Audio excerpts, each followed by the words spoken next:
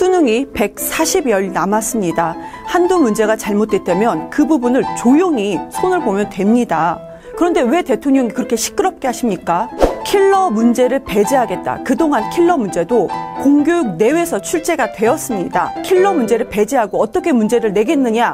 정부 뭐라고 하지 않습니까? 비밀이라고 했습니다. 1.3%, 22년도 수능 문제의 킬러 문제 정답률입니다. 20%의 확률로 찍어서 맞출 수 있는 문제가 1.4%의 정답률밖에 나오지 않습니다. 이런 어려운 문제로 변별력을 기른다라는 미명 하에 실질적으로는 그런 문제의 공략집을 제공하는 사교육만 배불리고 있습니다. 고등교육법 34조 5항에는 수능의 출제 형식과 방향을 바꾸기 위해서는 4년 전에 공표해야 된다라고 명시하고 있습니다. 킬러 문제에 대해서 수정하라는 지시는 교육부가 이전부터 평가원에게 내려왔습니다. 그래도 모의고사에서는 여전히 킬러 문제가 계속 출제가 되었고 여기에 대해 문제를 결국 공론화시키지 않을 수 없었던 것입니다. 6월 모의고사 관련자들이 경질의 대상이라고 지금 얘기하고 있습니다. 어렵다고 주장하는 것인데요. 웃기는 소리입니다. 6월 모의고사 결과는 아직 나오지도 않았고요. 학생들과 선생님들은 평타였다고 합니다. 킬러 문항이라는 것은 단순히 고난이도 문제와는 다른 이런 일상적인 수학 능력으로 풀 수 없는 함정을 판 문제를 이야기합니다. 이런 문제가 이미 모의고사에 출제가 됐기 때문에 실제 결과와는 상관없이 킬러 문제에 대해 문제점을 제기하는 것입니다. 대통령이 지시를 했을 때 따르지 않으면 무조건 수사 감사입니까? 9월 모의고사 출제위원 나서는 사람이 없다고 들었습니다. 문제점을 밝히기 위해서 감사를 하는 것은 정당한 업무 수행입니다. 이런 정당한 업무 수행마저 문제 제기를 한다면 대통령은 어떠한 일도 수행할 수가 없습니다. 윤석열 대통령이 수능을 건드렸던 것은 사교육이 과하다라는 주장에서부터 시작했습니다. 그러면서 2025년도 폐지가 결정된 자사고 특목고는 왜 원점으로 돌렸습니까? 킬러 문제의 폐지는 이재명 대표의 대선 공약이기도 했습니다. 실제로 자신들이 그렇게 주장을 하다가 우리가 하겠다라고 하자 반대를 하고 나오는 모습, 결국 반대를 위한 반대 아닙니까?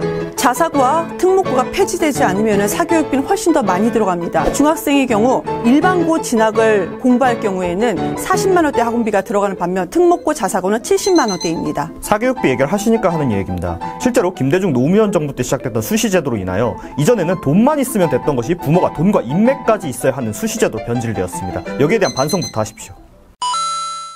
100년대 개인 교육정책을 무능한 윤석열 대통령 마음대로 이렇게 쥐고 흔드는 거 어떻게 생각합니까? 실제로 학생들에게 영향을 주지 않으려고 이전부터 지시해왔던 사항을 이행하지 않은 것은 평가원입니다. 그 평가원 윤석열 정부의 평가원 아니에요? 앞으로 있을 이재명 정부의 평가원이 될까 봐 미리 이렇게 얘기하는 겁니까? 이규민 평가원장, 전 정권이 임기 말에 알박기로 임명해놓은 인사 아닙니까? 국민의힘 의원은 방송에 나와서 일타 강사들을 사회악이라고 얘기를 했습니다. 이 부분에선 저도 잘못을 인정을 해야 된다고 봅니다. 실제로 일타 강사들이라고는 하지만 일부 언론에서는 일타 강사들의 SNS를 뒤져가면서 시계와 차량 이런 것들을 과도하게 보도하고 있습니다. 온라인 교육의 확대로 인하여 전국에 있는 학생들이 스타 강사에게 몰려서 고액연봉을 받는 것이지 부당한 사교육비를 증가시켜서 받는 것은 아닙니다. 대통령이 이상한 소리하고 정부에서도 이상한 소리하고 결국에는 일타 강사가 범죄자 취급으로 낙인 찍고 있습니다. 고소득자를 사회적 기득권이라고 몰아세우면서 갈라치기 하시던 분들이 이제는 비호하는 모습을 보니까 참 새롭습니다. 어떻게 된 겁니까? 능력 없는 대통령은 탄핵이 답입니다. 킬러 문제 학생들 죽이기 전에 이제 그만합시다.